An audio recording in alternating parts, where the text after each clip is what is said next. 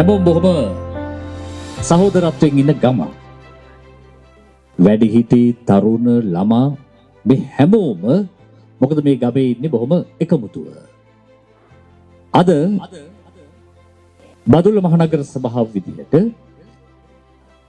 රාජ්‍ය සේවයෙන් ලැබෙන සේවාවන් ගමට අරගෙන ඔබත් එක්ක කතා බහ කරන්න ඇවිල්ලා ඉන්න දවසක්. ගම්මැද්දේ කලාලය පළාත් සභාව මගින් ආරම්භ කරන්නට යෙදුණා. පළාතේ පළාත් පාලන ආයතන 28ක්.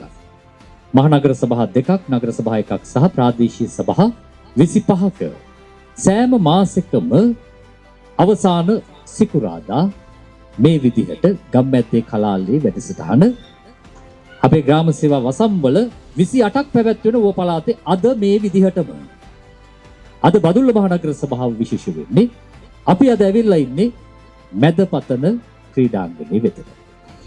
අද දවස බදුල්ල මහනගර සභාව විසින් ගම්මැද්දේ කලාලයේ වැඩසටහන කරන දවස හැම මාසෙකම අවසාන සතියේ සිකුරාදා දවස අපි ගමින් ගමට යනවා ඔබේ වසමට එනවා මේ බදුල්ල මහනගර සභාව විදිහට ඌව පළාත් සභාව සහ බදුල්ල මහනගර සභාව ඒ වගේම අනිකුත් ආයතන විසින් ගමේ ප්‍රජාවට ලබා දිය හැකි සේවාවන් මොනවාද කියලා ඔබ වෙත දැනුවත් කරන්නට මේ ඒ වැඩසටහනේ 6 වෙනි වැඩසටහන බදුල්ල මහනගර සභාව විසින් ඉටු කරන අපි මේ මාසයේ තෝරාගත්තේ මේ මැදපතන ග්‍රාමය.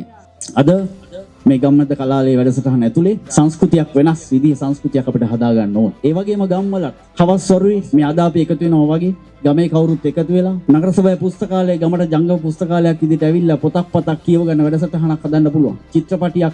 චිත්‍රපටියක් බලන වැඩසටහනක් හදා ගන්න පුළුවන්. අපිට ඕනේ හැම එකක් හවස්. අපි හවස් වෙනකොට ගෙවල් වලට ටීවී එක ඉස්සරහට ෆෝන් එකට කොටු වෙලා තනි ජීවිත ගත කරන පුරුදු වෙලා තියෙන මේ ක්‍රමය ඇතුළේ අපි ඒක වෙනස් කරගන්න සාමූහිකව එකතු වෙලා සතුටු වෙන්න විනෝද වෙන්න අපේ උවමනාවන් බෙදා ගන්න දුක සතුට බෙදා ගන්න පුළුවන් පරිසරයක් අපිට ඕනේ. සාමූහික ජීවිතයක් ඕනේ.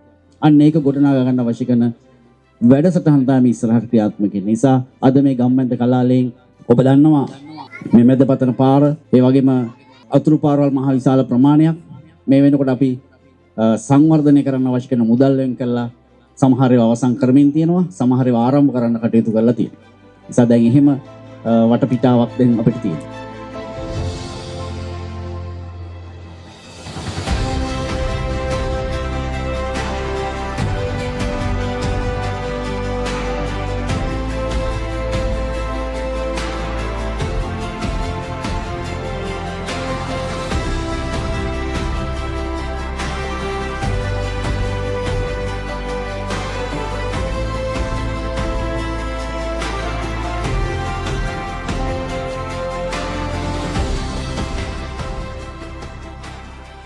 මෙම වැඩසටහන තුළ මගේ කාර්යභාරය තමයි නිරෝගීව ජීවත් වීමට අවශ්‍ය උපදෙස් කිහිපයක් ඔබට ලබා දීම. අපිට දැනෙන්නේ සතුට විතරක් නෙවෙයි. අපිට ආඩම්බරයකුත් දැනෙනවා. ඉතින් ඒ වගේ ගායනයට දක්ෂතාවයක් තියෙන සහෝදරයෙක්ට තමයි මම ඊළඟට ආරාධනා කරන්නේ. එසේනම් මේ ආරාධනය මෙතුල් සේවිත සහෝදරයාට.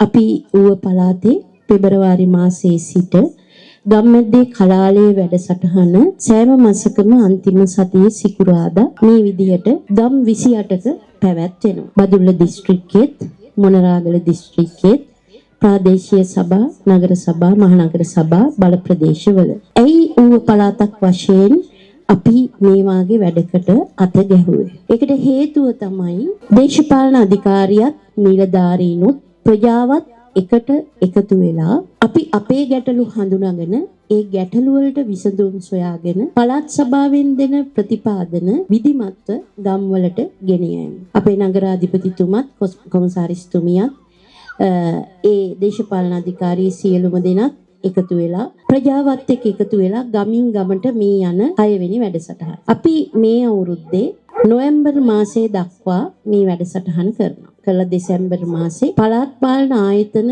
28 මේ වැඩසටහන වෙන ආකාරය සැලකිල්ලටගෙන ඇගයීමකුත් කරනවා.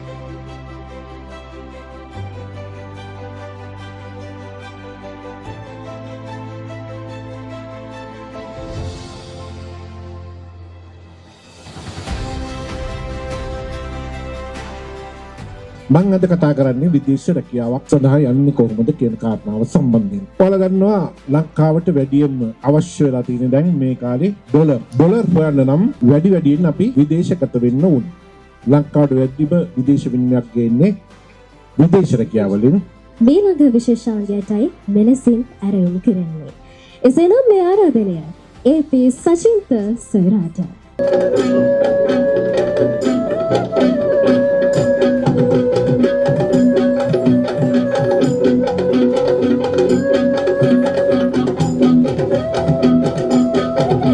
මම හිතන්නේ අද අලුත්ම අත්දැකීමක් මේ ගමේ ඉන්න කට්ටියට මම විශේෂයෙන්ම මුලින්ම අද දිනේදී මේ ඩෙන්ගු රෝගය සම්බන්ධයෙන් ඔබ සියලු දෙනා දැනුවත් කරන්නම්. එතන මේ ඩෙන්ගු රෝගය මේ තරම් ව්‍යාප්ත වෙන්න හේතුව වෙන කවුරුන් නෙමෙයි අපගේ ක්‍රියාවන්, අපගේ ආකල්ප, අපි හිතන විදිය, අපි දැකපු විදිය, අපි කරන දේවල්.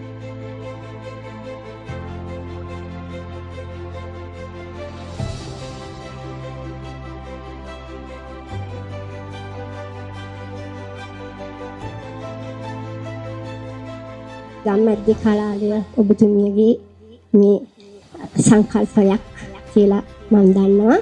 ඉතින් එය ඉදිරියට ගෙනියන්න අපි බලාගෙන හිටියා. ඒ අවස්ථාව මට මේ ජූලි මාසයේ හම්බුණා. ඉතින් කොහොමද මේ කරන්න කියලාත් හිතනකොට අපේ නගර සභාවේ අපේ කොමසාරිස්තුමිය මුලින්ම ඇවිල්ලා කිව්වේ ගමේ සියලු දෙනාම එකතු කරගෙන මේක කරන්න ඕනි. කොමසාරිස්තුමිය තමයි ඒකට මැදිහත් වුණේ. ඒ වගේම නගර සභාවේ අපේ නිලධාරි මණ්ඩලය සහ අපේ සේවක මහතුන් මේ සඳහා ගොඩක් උදව් කරා. ඉතින් මට කියන්න තියෙන්නේ මේ 78 මැදපතන කොට්ටාසිය තමයි බදුල්ල නගර සභාවේ අංක 1 කොට්ටාසිය. ඒ වගේම මම හරි කැමති අංක 1ටම වැඩවිලුමුත් ඉදිරියටම එනවට මේ කොට්ටාසිය.